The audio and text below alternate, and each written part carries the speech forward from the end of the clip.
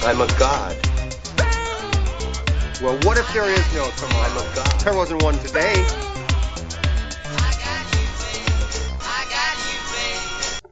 Hello, and welcome to another episode of It's Time to Rewind, a podcast stuck in its own time loop along with the movies we discuss. In this special bonus episode, I'm discussing Scott Pilgrim vs. the World, starting at 91 minutes and 21 seconds with Scott Pilgrim gearing up, tying his shoe, and heading to the Chaos Theater, and ends at 99 minutes and 9 seconds with Scott using his extra life. Today, my guest is Bentley Michaels, a voiceover actor and host of the Christmas Story Minute podcast. How are you doing today? I'm well. Thank you very much for having me on. I'm excited. I hadn't watched this movie, I don't think, since the theater. So, when I watched these clips, I was, we'll get into it. I've got a lot of thoughts and feelings on it. Whenever this is, one of our bonus hiatus episodes here in between Groundhog Day and getting ready for the Twilight Zone. So I wanted to do something a little short, and a lot of people might be asking the questions, well, Scott Pilgrim is not a time loop movie, and they would be correct, but kinda. Yeah, within the movie there is a small kind of a time loop section right here at the end whenever Scott is fighting Gideon at the very end, and then he uses his extra life. So we are going to be doing these two bonus episodes here as like a mini time loop. Absolutely. So first I want to ask, you mentioned that you have a history with Scott Pilgrim versus the World. Do you remember the first time that you watched it? I've only seen it once. This is the second time I've ever seen it, other than maybe little clips on Instagram or something like that. I saw it in the theater with my ex-wife because we're both huge. I got her into Arrested Development. And so when she saw that, George Michael was in a movie, she was like, we got to go watch that movie. And I went, absolutely. I want to see this movie for other reasons. And, and I at the time remember thinking that it was super ambitious and that I don't think it got as much love as I think it deserves because it's super ahead of its time. And just in the way that it's made, in the way that it's shot, as thing goes along, I have more notes about expanding upon that. But, just watching these two clips that you sent me, I was like, man, I got to rewatch that entire movie because that looks so dope. And there were so many things that reminded me of things. I mean, just even the one-up level thing that you brought up in the intro, that's totally obviously reminds me of Ready Player One. I mean, it's not it's a brand new premise or something like that, but it's I was oh, that kind of like Ready Player One, and that's neat. And there's a bunch of stuff like that, graphics and different things that jump out to me along the way. I assuming we're going chronologically here, so. How it starts with all those sort of comic book pagey jump cuts and then, the action, the music, the sound effects, and then classic comedy bit, go to a long shot of someone tying their shoes and it's just elevator music in the background. It's do-do-do. Yeah, it's a good 5-10 seconds of just him tying his shoe in real time where everything else is stylized and, the fast cuts. You can almost kind of hear him being the bunny goes under the tree and around the loop and da-da-da-da, when you teach your kids or whatever, how to tie their shoes and that sort of stuff. Because he's kind of and then boom, he's off and running and he's doing that Steven Seagal run, trying to do Tom Cruise run, but he looks way more like Steven Seagal run to me. Yeah, he's got his hands wide open and really cutting through the air there, pumping those arms. Yeah. And we get the Chaos Theater title. Great shot. There's so much, because it is a stylized movie, and they're kind of from what I remember of it, they're bringing a video game and a comic book sort of thing to life. And so you get those cool shots like that where you're going to put a title card thing over it. So you can really do a nice long full shot to where then later, in tomorrow's episode, it's a shorter thing. It's the same shot. It's a shorter thing, but we've already established the coolness of it. It's it's like the fast forwarded version or whatever. But Yeah, and the but thing yeah, that I love about Scott Pilgrim is I know you mentioned Ready Player One, and that's another movie that it didn't get a great reception whenever it first came out, and yeah. and that one it feels like it's really based in a lot of next gen games like PlayStation 2 and beyond era, and this is really has its heart in like the 8 and 16-bit era. Yeah, like nothing really past Super Nintendo, Sega Genesis type stuff. Like, Right. Yeah, for sure. And obviously a lot of the stuff with the Ready Player One movie obviously has to do with licensing because like in the book you can write whatever. It's like I saw the movie with my kids before I read the book. So like I sat and watched the movie and it was completely enjoyable. I was totally fascinated by it and I thought it was a great movie and a really neat thing because I'd heard rumblings of it or whatever and I was like, wow, what a cool world. And obviously they're using basically the Steven Spielberg universe, for as like, and like whatever that licensing umbrella is. But, cause like I went back and then got the audiobook and listened to it and I could hear like they basically they took like the audiobook, being like or the book itself rather. And that's like, like some sort of prog rock 9-minute song. And they cut it down to a 3-minute radio hit song for the movie. And they had to alter a lot of stuff but I kind of view them as two separate products and I enjoy them both for what they are. But, yeah, Scott Pilgrim for sure. Like I've got notes on that, like on the graphics and some of the stuff and even the narration, that you hear in the background.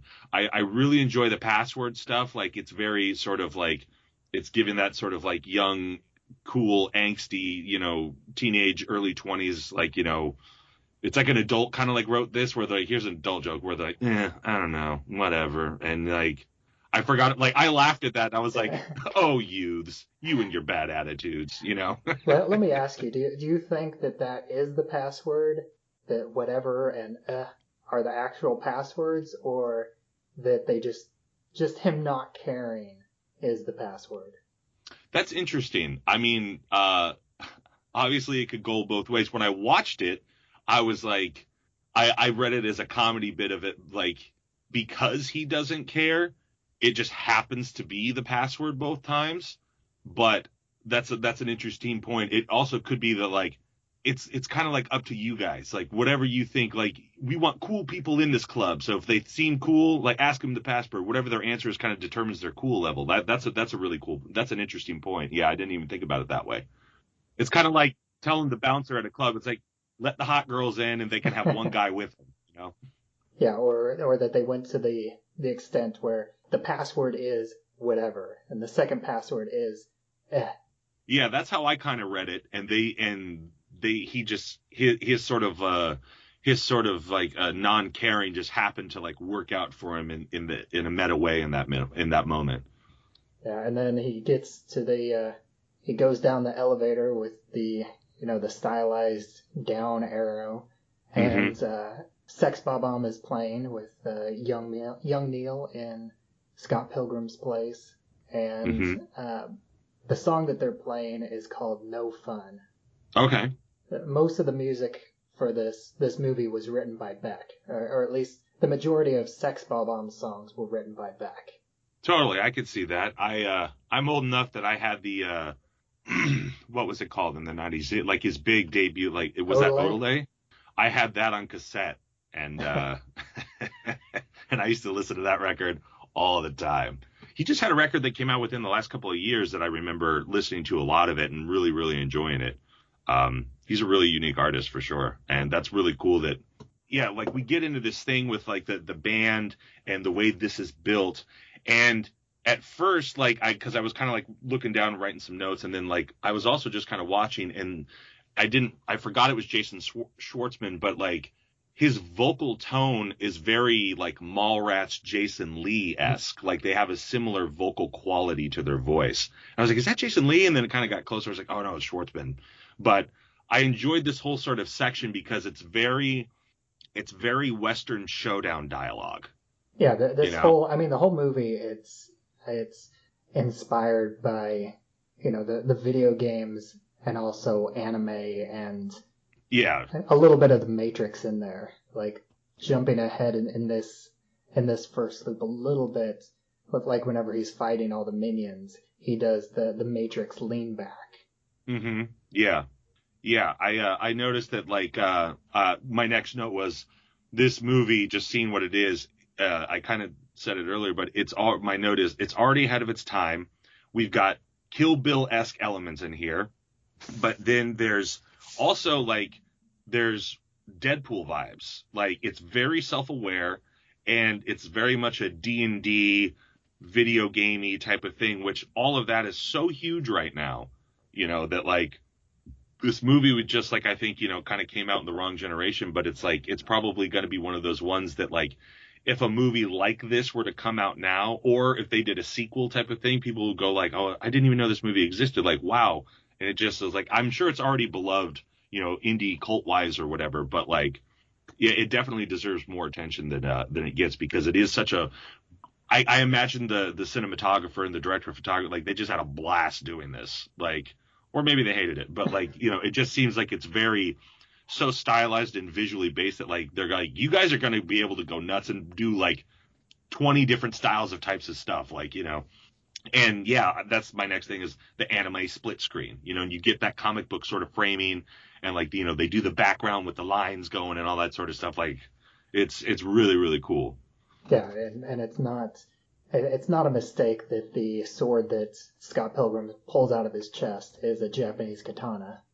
Yeah, for sure. And I like that it's kind of like, obviously like, it will, that sort of, any sort of glowing, sword type of thing will always invoke a lightsaber to me, but also having, played on a D&D podcast for like the last 5 years, like, I saw that and I was like, oh, that would be a cool sword to like come upon in some sort of weird, like ancient, monastery that's like, it's supposed to be abandoned, but then you have to fight like the ghost of the sword owner in order to like level up and get that sword or whatever.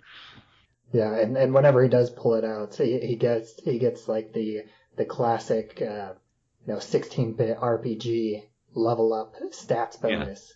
And he exactly, gets, that little doodle. Yeah, it's really cool. And he gets guts +3, heart +2, smarts +4, and will +4.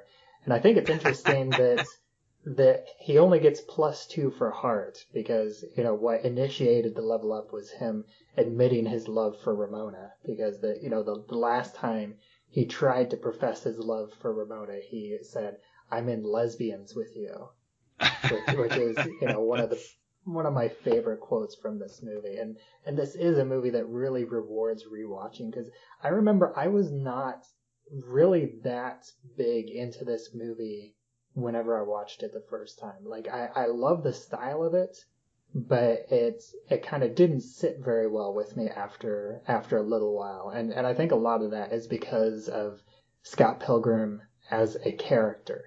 Mm-hmm. And we do get to see a little bit of that in this loop, especially at the end.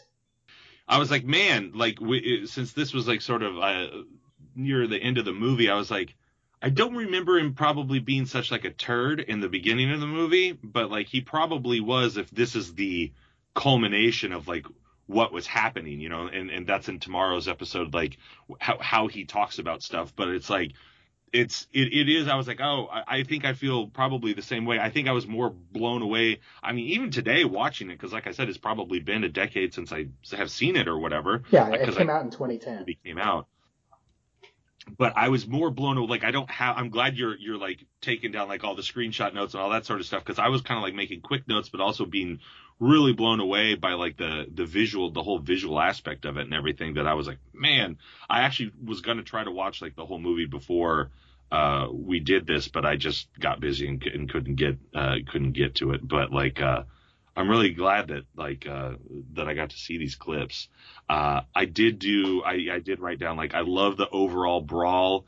Like, I love that it's just like you said, it's very Matrix, but it reminds me a lot more of the whole set and the kind of vibe reminds me a lot more of the Kill Bill, where she's battling the 88s or whatever, like all of the crazy 88s. Yeah, the crazy 88s. Like that, it reminded me a lot more homage to that. But I do love the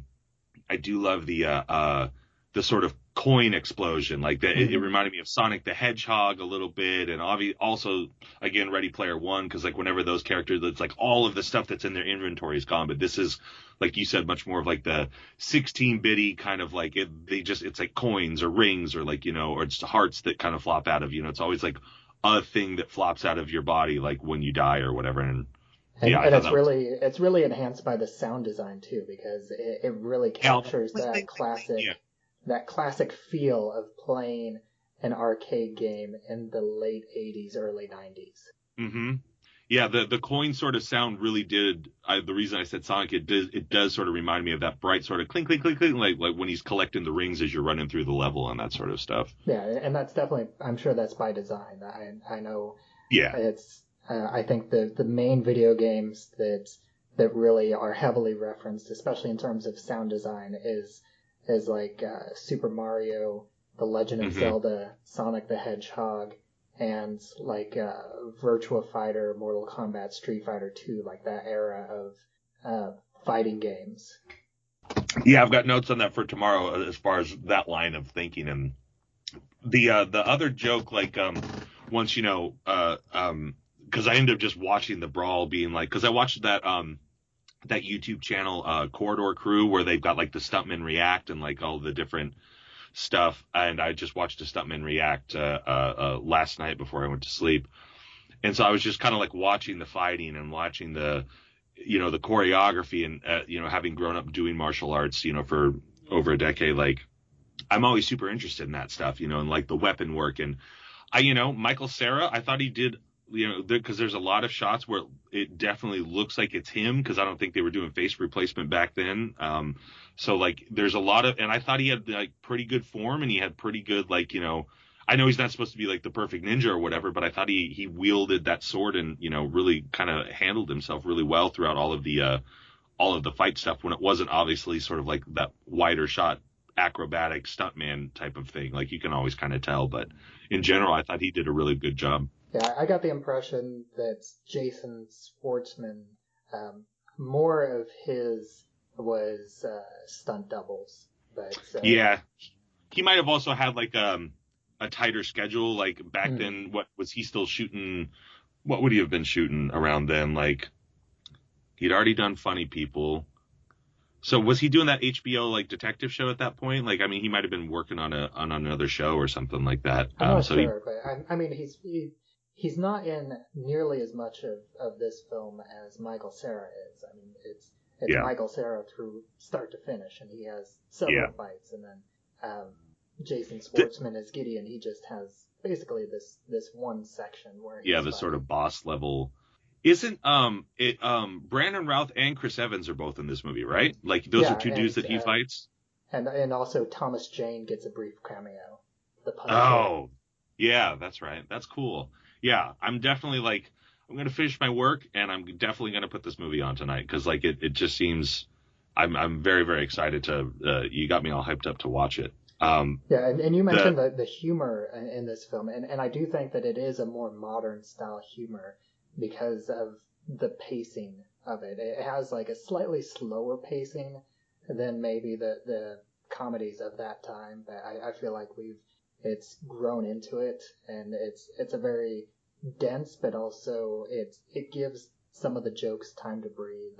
I love another one of the slightly visual jokes, like whenever Scott's running up the stairs and then Gideon stops him, and then he like stops mid-step, and then it cuts to Gideon, and then it cuts back to Scott, and then he's like kind of fumbling with his feet, like almost like he stopped too quickly and he's still trying to catch his balance. But it's also like he's trying to do a pose where he's like doing like a running pose, like a frozen pose.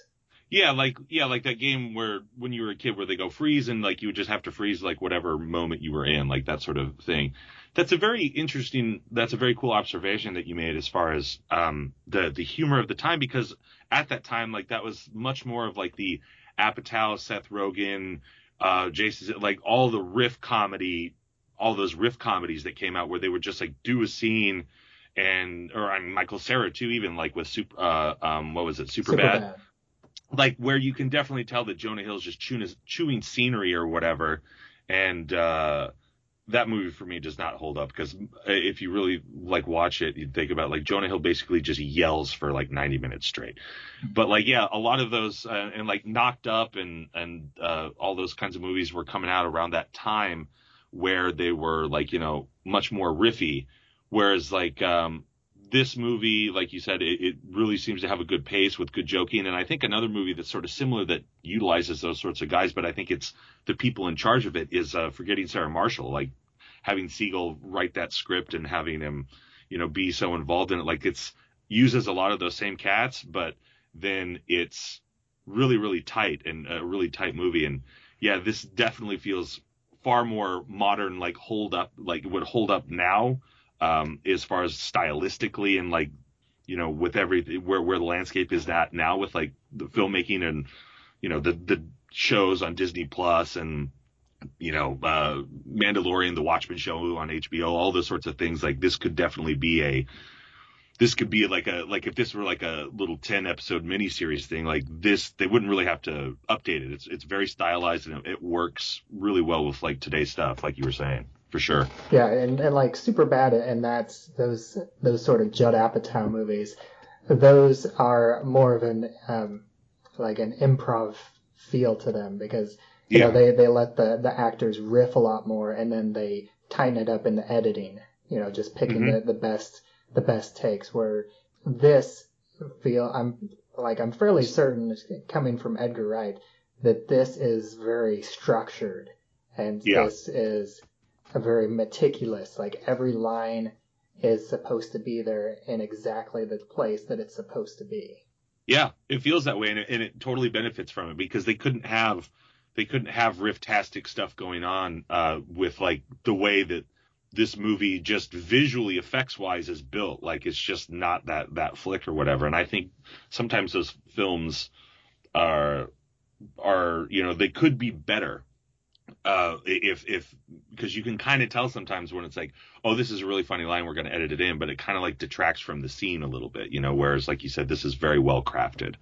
The thing that I like, what happens like when he gets stabbed and dies or whatever, it reminds me of Diary of a Wimpy Kid, and it goes to black and it just sort of has like this sort of drawn on dead thing. Like that's the first thing it reminded me of. Like my kids were really into those books when they were younger. And so like we watched those movies, we read the books, and all that sort of stuff. And that was the first thing it reminded me. I saw that, I was like, oh, that looks like the Diary of a Wimpy Kid sort of font, or like the way it's drawn on or whatever. Yeah. And also like after the first section of the fight, we get we get Knives Chow jumping in, and she has a very anime style outfit with this extraordinarily long black and white striped scarf. And for sure. And she's wielding two knives, which is funny since her name is Knives.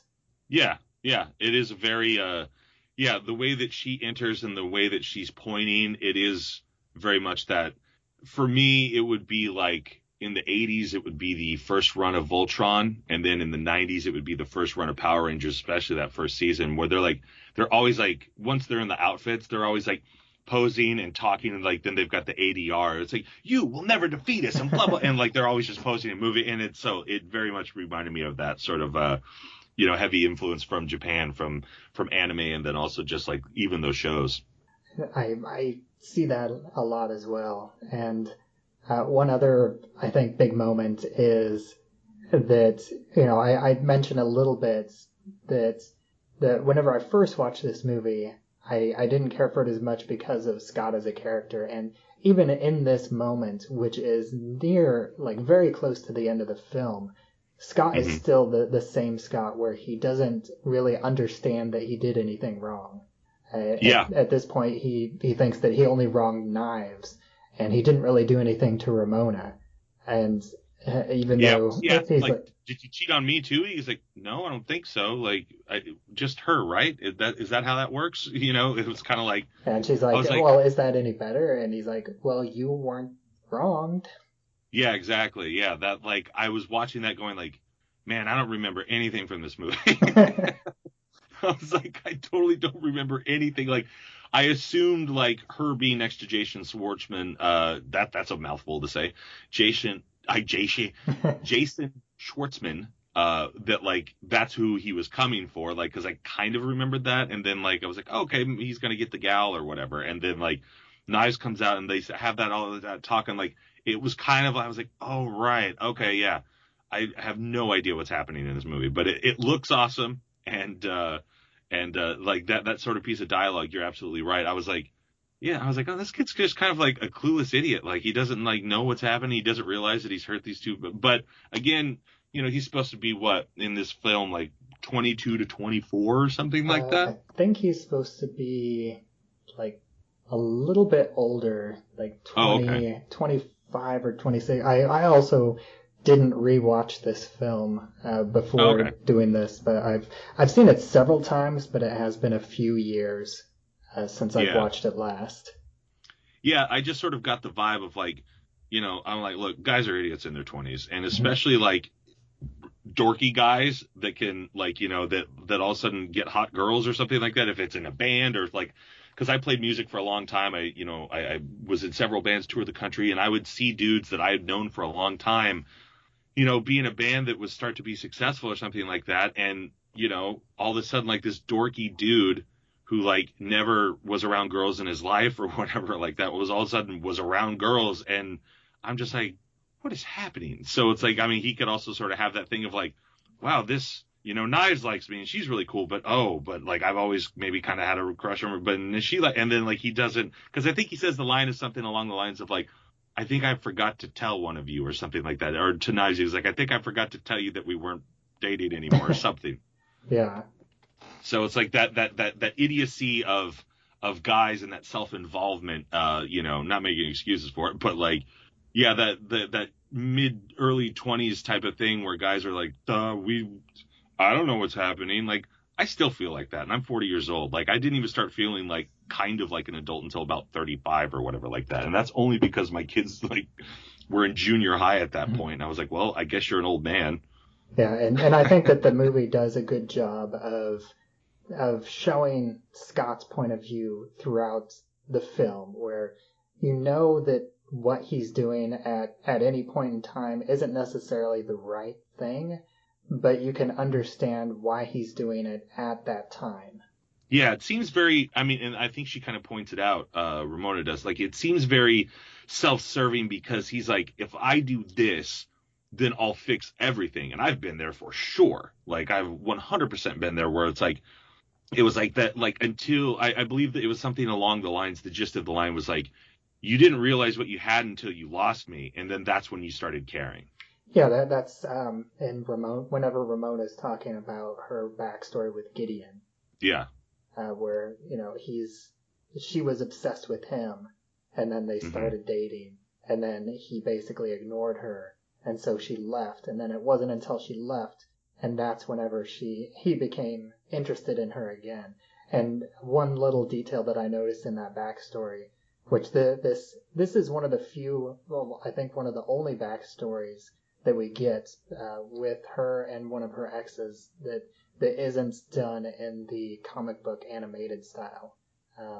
And instead we just get like the, a couple shots of Jason Schwartzman in the background. But one thing that I noticed that I liked is you can see the X in his glasses, but it doesn't appear until Ramona says that she left. I did notice that now that you said it. I did, like, again, cool piece of thing that, like, maybe 5-10% of your audience is going to catch unless they're rewatching it or whatever. Like, and it also little Matrixy, again, obviously the Matrix was like based off of a bunch of anime and stuff like that, but that's sort of like when you see the pills in the hands in each one of Morpheus's glasses or whatever, the red pill, blue pill thing, like yeah, that definitely has that very stylized vibe to it, and it's super cool. It's like such a subtle piece of filmmaking and just like a subtle thing that like all of a sudden, boom, it pops up just like a video game, almost like he's looking at a screen or something like that. He's playing a video game and then it's like the X appears on the screen and we see it in his glasses type of thing. Yeah. Well, that's about all the notes that I have for this first loop. The only other thing I have is like like when he pops into that limbo state or whatever, I was like, oh, this is like the Harry Potter train station limbo thing. And then I wrote plot, boring. Let's get back to the action. Yeah, I think it's funny that you say it that way, especially having not watched the movie in a while, because that really echoes Scott Pilgrim's attitude in the beginning whenever he's reading the email from the first Evil X explaining the entire Evil X plot. He's like, blah, blah, blah, boring, delete. Oh, that's so funny. I'm excited to watch it then, just because like I was so blown away by like this clip that you sent me. I was like, God, was this whole movie this awesome? Like that, like once they started talking and it was just like, but because I know that I'm not going to see the rest of the movie. So it's like, I'll go back and deal with that stuff. Like, let's get to the next thing. Cause I like looked at the timer. I was like, oh, it's like the last, 90 to 70 seconds of this. I was like, they're not going to start fighting again. Let's get to the next one because like, I want to see like the changes and the stuff, and like when I watch the whole movie, I'll sit there and listen to all their feelings and emotions. But right now, let's kick some butt. All right. Well, thanks for joining me and watching it, Absolutely. A couple Thank clips. you for having me. And why don't you, before you go ahead and remind or let everybody know where all they can find you online. Absolutely. My personal stuff is Twitter, Instagram at BentleyWho, BentleyWho, and then for my podcast, A Christmas Story Minute, you can find it wherever good podcasts are done, Spotify, iTunes, Pocket Cast, all that sort of stuff. You can also go to anchor.fm/Bentley-Michaels. You can stream it from there if you want. We're taking donations. The goal, hopefully, is to get me out to the Christmas Story House and interview the guys that bought it and turned it into a museum. We're at ACS Minute on Twitter, on Instagram, and acsminute@gmail.com. If you have ever met any of the cast at a Comic-Con or have your own leg lamp or, just tag us, we'll retweet, we'll regram. And if you have a story with cast, crew, or the house, I'd be happy to read it on air. And as always, I am Bubbawheat, and you can find me on Twitter at Bubbawheat. And you can find me at flightstitesandmovienights.com. You can find this podcast, It's Time to Rewind, on anchor.fm, as well as anywhere else where you listen to podcasts. We also have a Facebook group, It's Time to Rewind, a time loop group. And we also have a Patreon. If you want to support the show, you get to listen to episodes ahead of time. But, until next time, I'll see you on the next loop.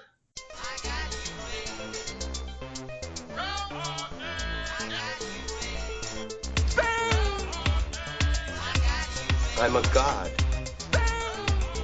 Well, what if there is no tomorrow? I'm a god. There wasn't one today.